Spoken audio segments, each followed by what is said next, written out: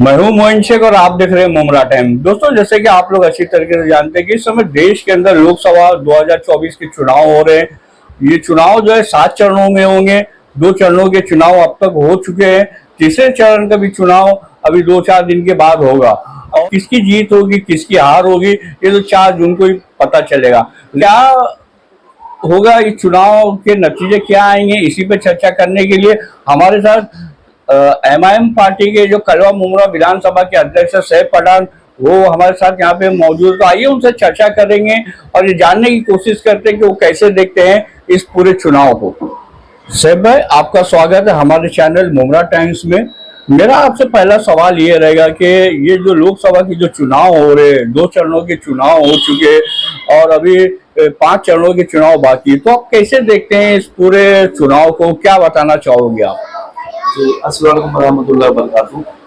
मुंबई देखिए कि ये काफ़ी अहम चुनाव है जो अभी हमारे देश भर में चल रहा है। आपको पता होगा कि किस तरीके से हमें पिछले 10 सालों के अंदर भाजपा ने डेमोक्रेसी पे किस तरीके से हमला किया, किस तरीके से देश डिक्टेटरशिप की तरफ को लेकर गए उन लोगों ने। तो उसके खिलाफ ये है कि हमें एक मौका मिला है कि हम अपने वोटों का सही इस्तेमाल करके इस बार के चुनाव में यानी उनकी भाजपा को हरा करके हम देश को बचाएं। अच्छा सर भाई, जिस तरीके से ये बातें सामने आ रही है, लोगों में ऐसी चर्चा है कि हो सकता है कि अब की बार अगर मोदी जी अगर ये चुनाव जीत जाते हैं तो शायद इसके बाद जो है चुनाव ही नहीं होंगे देश के अंदर और भारत का जो लोकतंत्र है वो खतरे में आ जाएगा, संविधान को बदल दिया जाएगा। ऐसी चर्चाएं भी चल रही है क्योंकि भाजपा के कुछ नेताओं ने, बड़े बड़े नेताओं ने भरी जनसभा में मंच से कहा, ये बातें कही है कि अगर हम 400 के पार अगर हमारी सीटें आती है तो हम मतलब जो संविधान है उसको बदल देंगे। क्या इतना आसान है भारत के संविधान को बदलना? क्या कहना चाहेंगे आप? जी देखिए कि भारत के संविधान को बदलना इतना आसान नहीं है, लेकिन हमको एक बात समझनी होगी कि जो भी देश के लिए जो भी यानी फैसला होता है वो हमारे सांसद में होता है। और ये जो चुनाव हो रहे हैं ये सांसदी के चुनाव हो रहे हैं, ये सेंटर का चुनाव हो रहा है। सेंटर में अभी जिनको भी हम जो भी हमारे यहाँ से प्रत्याशी को हम चुन के देंगे उसके नंबर्स ने मिल करके सरकार बनानी है। कौन सी पार्टी के सबसे ज्यादा मेंबर्स रहेंगे वो पार्टी की सरकार बननी है और वही पार्टी के लोग वहां पर संसद में मौजूद रहेंगे। जैसे कि वो लोग दावा कर रहे कि हम 400 पार करेंगे, इंशाल्लाह ताला हम पूरी कोशिश में, सब पूरा देश कोशिश में कि 400 क्या वो तो यानी 100 भी पार ना कर पाए, हम सब लगे। लेकिन अगर सोचिए कि जैसा आपने कहा कि देश के क्या डेमोक्रेसी खतरे में, तो बेशक डेमोक्रेसी खतरे में, क्योंकि इनके बड़े बड़े नेताओं ने ऑन स्टेज आकर के कई बार बयान दिया है कि अगर हम 400 पार करें, जैसे आपने कहा, तो हम यानी संविधान को बदलने की कोशिश करें, संविधान बदलेंगे या हम जैसे कानून लाएंगे। आपको पता है कि यानी सीए, एनआरसी, एनपीआर जैसे कानून इन लोगों ने अभी रखा है पेंडिंग में, वो आएगा। किस तरीके से पिछले 10 सालों में इन लोगों ने मस्जिदों को यानी बाबरी मस्जिद का मामले को कैसा किया, किस तरीके से बाकी दूसरी मस्जिदों का, हमारे ज्ञान वापी मस्जिद हो, या किस तरीके से देश में दंगे फैलाने की कोशिश की गई, एक माहौल खराब करने की कोशिश की। तो इसी को पूरा देखते लगता है कि डेमोक्रेसी वाकई में लोग खतरे में ला चुके हैं और अगर हम लोगों ने अपने वोट का सही इस्तेमाल नहीं किया तो कहीं ना कहीं हमें बहुत बड़ा झटका लग सकता है इस देश को। और जिस तरीके से पीएम मोदी मतलब जनसभाओं में, रैलियों के अंदर मतलब ये भरे मन से ये कह रहे हैं कि मतलब कि अगर इंडिया अलायंस की सरकार आती है तो जो हिंदुओं की जो प्रॉपर्टी है उसको मतलब मुसलमानों के हवाले कर दिया जाएगा। यहाँ तक का जो महिलाओं का जो मंगलसूत्र है वो भी छीन के उन्हें दे दिया जाएगा। तो इस तरीके की जो बातें हैं, देश आजाद होकर आज 70 साल से भी ज्यादा का समय होगा सैफ भाई, लेकिन आज तक किसी प्रधानमंत्री ने इस तरह की बातें मंच से कभी नहीं की है। तो वो जिस तरीके से मोदी जी माहौल देश में बना रहे, 2 धर्म और समुदाय के बीच में जो नफरत का जहर घोल रहे, उसको लेके आपका क्या कहना? क्या एक प्रधानमंत्री को इस तरह की बातें कहना वो भी मंच से शोभा देता है? जी बेशक, देखिए कि जिस तरीके की यानी भाषा का वो इस्तेमाल कर रहे अपने चुनाव प्रचार के अंदर, बिल्कुल भी वैसा नहीं करना चाहिए। प्रधानमंत्री को तो यानी बिल्कुल भी ऐसा नहीं करना चाहिए। प्रधानमंत्री की सोच हमारे सेकुलर देश के लिए एक सेकुलर सोच होना चाहिए, लेकिन एक समुदाय के बारे में घड़ी घड़ी जहर उंगल करके अपने भाषणों में यानी किस तरीके का एक जहर वो उंगल रहे कि अगर कोई दूसरी पार्टी आ जाती है, हम अगर इस बार सत्ता में नहीं आते तो यानी यहाँ पर ये लोग हमारी प्रॉपर्टी छीन लेंगे, पॉसिबल ही नहीं है। आप देखते होंगे कि यानी पिछले 70-75 सालों से हम लोग इस देश में रह रहे, हम किस तरीके से भाईचारगी से रहते हैं, कौन से मुसलमान ने आज तक किसी को तकलीफ दी है। लेकिन इनके प्रचार और इनकी भाषाओं से इन्होंने जो नफरत का माहौल क्रिएट किया है, आज इनको डर लगने लगा है कि हमारी सरकार यानी गिर जाएगी, क्योंकि इन्होंने सिर्फ नफरत का माहौल नहीं, इन्होंने कहीं ना कहीं देश को वाकई में तकलीफ भी पहुंचाई है।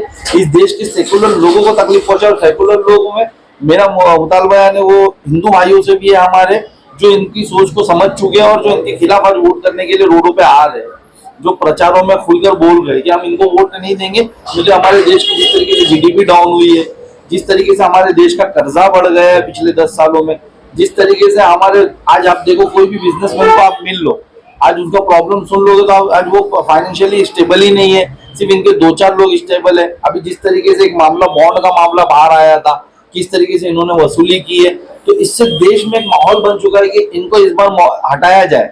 नहीं तो हमारा देश तो ये इस तरीके का अल्फाज इस्तेमाल करके अपनी वो कॉम्युनल यानी स्पीचेस करके ये अपने वोटरों को जिनकी मानसिकता है इनकी जैसी है उनको लुभाने की कोशिश कर रहे कि फिर हमारा वो कॉम्युनल का वो चल जाए जादू और हमारा वो आ जाए। लेकिन वो नेक्स्ट टू पॉसिबल है इंशाल्लाह ताला, इस बार इनका ये चलेगा नहीं। ये जितना भी नीचे स्तर पर आकर के एक प्रधानमंत्री होकर के जितना भी नीचे स्तर पर आकर के अपने प्रचार की अपनी भाषाओं की कोशिश कर ले, लेकिन इंशाल्लाह ताला इस बार आवाम इनके झांसे में नहीं आएगी।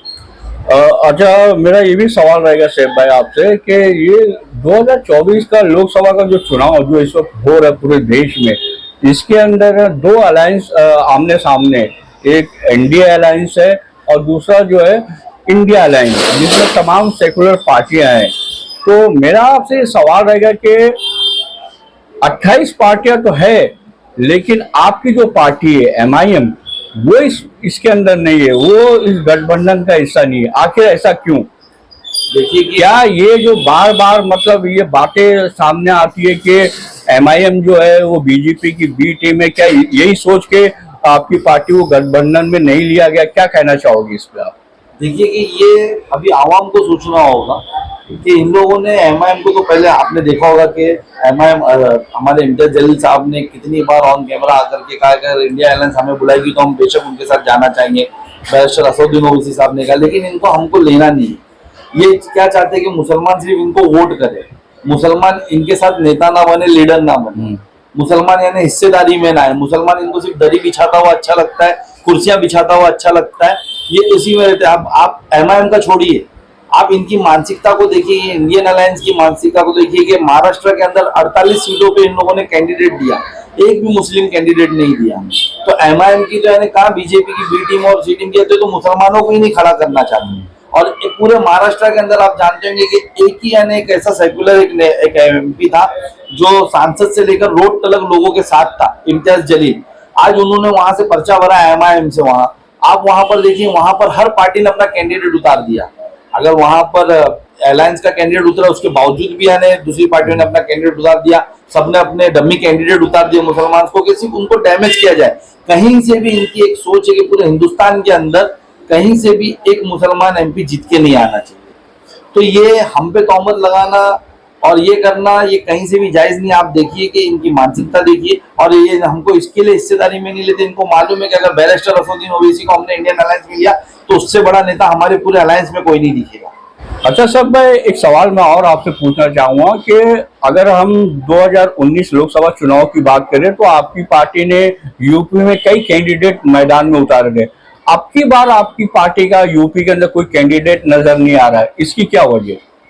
देखिए कैसा है कि मैं आपको बताऊं कि लोकसभा के भी इलेक्शन में हमने पिछली बार भी ज्यादा कैंडिडेट नहीं उतारे थे। मुझे जहां तक याद है, आप जो बात करें वो विधानसभा में हमारे कैंडिडेट उतरे थे, लोकसभा में हमने नहीं उतारे थे। लोकसभा में हमने 3 या 4 सीट पे पूरे हिंदुस्तान में इलेक्शन किया था, जिसमें से हम 2 सीट जीत के आए थे, और बिहार में हम अख्तर रहमान साहब की सीट पे 3 लाख वोट हमने हासिल किया था।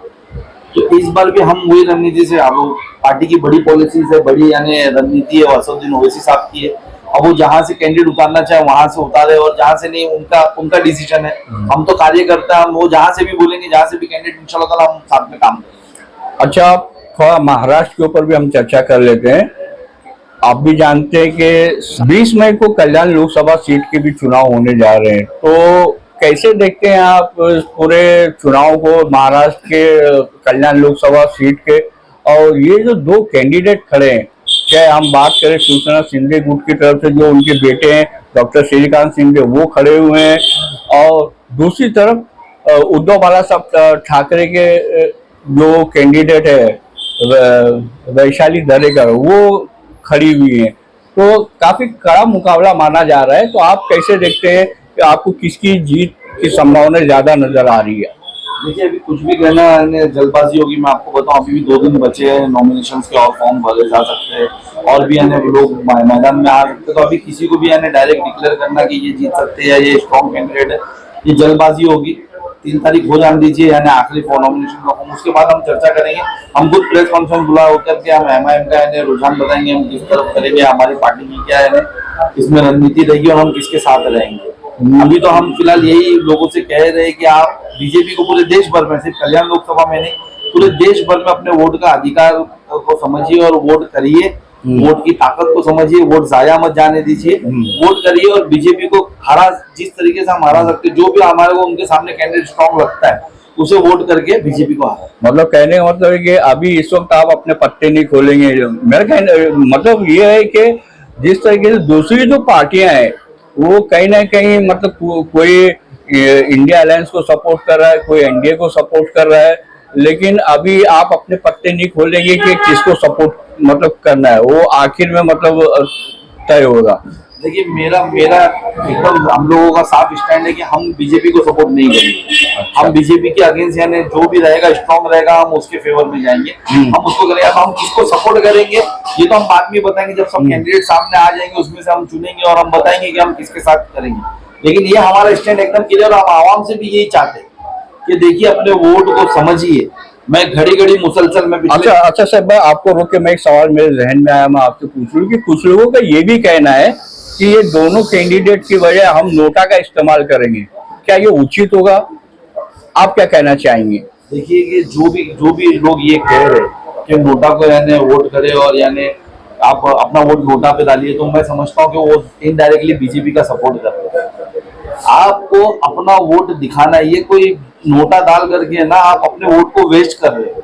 आपको अपने वोट की ताकत दिखाना है। हम अभी क्या चाहते हैं, हम चाहते हैं कि पूरे देश भर में बीजेपी को वापस से रिपीट होने से रोका जाए।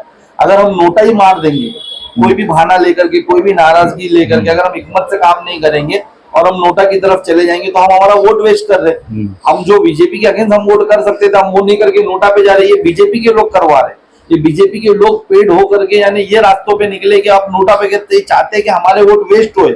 इनको अच्छे से पता है कि हम लोग इनको बीजेपी को वोट नहीं करेंगे, तो ये नोटा पे वोट करवा रहे। तो मुझे नहीं लगता कि हमको नोटा पे वोट करना चाहिए। वोट का बहुत बड़ा पावर है मोइन भाई, मैं आपसे जिम्मेदारी से कह रहा हूँ कि अगर हमने अपने वोट को सही इस्तेमाल नहीं किया तो आने वाले टाइम में हम तकलीफ में आ जाएंगे। तो हमको हमारा सही वोट का सही इस्तेमाल करना चाहिए, नोटा और ये सब चीजों पे नहीं डाल करके हमको वो कैंडिडेट देखना चाहिए जो कोई भी चाहे हमारा कल्याण लोकसभा हो या कहीं का भी क्षेत्र हो पूरे हिंदुस्तान के अंदर, कौन है जो बीजेपी को इस वक्त हरा सकता है, कौन है उसके मुकाबले कैंडिडेट है, उसको हमको अपना वोट डाल करके कोशिश करना चाहिए कि वो जीते और बीजेपी हारे। और सबसे आखिरी सवाल मेरा कि आपको क्या लगता है, क्या एक बार फिर नरेंद्र मोदी जी भारत के प्रधानमंत्री बनेंगे या सत्ता परिवर्तन होगा, वो झोला उठा के चल लेंगे? आपको क्या लगता है? जी बेशक, देखिए जिस तरीके से पूरे देश भर में तहरीक चलाई जा रही है और हर एक हर एक धर्म के लोग, सेकुलर सोच के लोग तहरीक चला रहे हैं। जैसे हमारे लोगों में, हमारे ओलमा लोगों ने तहरीक छेड़ी है कि हमको इस बार वोट करना है और अगेंस्ट बीजेपी वोट करना है। और आप उसका नतीजा देख रहे होंगे। अभी यहाँ पर क्या कहते हैं, नांदेड़ की तरफ इलेक्शंस हुए और वहां पर 95% वोटिंग की गई। ये बड़ी खुशी की बात है कि हमारे लोग बेदर होकर के उतरे और उन्होंने वोटिंग की। तो जिस तरीके से वोटिंग हो रही है तो डेफिनेटली इस बार झोला भी उठेगा और चाय का बाकड़ा भी खुलेगा। इस बार ये PM नहीं होगा। तो दोस्तों, ये थे MIM कलवा मुमरा विधानसभा के अध्यक्ष सैफ पठान। आज हमने 2024 लोकसभा चुनाव को लेकर इनसे विस्तार से चर्चा की, इनसे कुछ सवालात पूछे। उन्होंने हमारे सभी सवालों का बड़े ही स्पष्ट तौर पर जवाब दिया और उन्होंने जो मुमरा कौसा की जो जनता है उनसे यह मतलब यह अपील भी की कि वो नोटा का इस्तेमाल ना करे और भारी संख्या में मतलब बीजेपी के खिलाफ मतलब वोट करे, ऐसा उन्होंने लोगों से अपील की है। और उनका ये भी मानना है कि 2024 का जो लोकसभा का जो चुनाव के जो नतीजे आएंगे उसमें मोदी जी की करारी हार होगी और वो अवश्य झूला झोला उड़ा के चल देंगे, ऐसा उनका कहना है। अब देखते हैं आने वाले समय में क्या होता है, क्या नतीजे आते हैं चुनाव के, ये तो 4 जून को ही पता चलेगा। तो देखते रहिए मुमरा टाइम्स, बने रहिए हमारे साथ। कैमरामैन अबू बकर के साथ मैं मोइन शेख, मुमरा टाइम्स के लिए।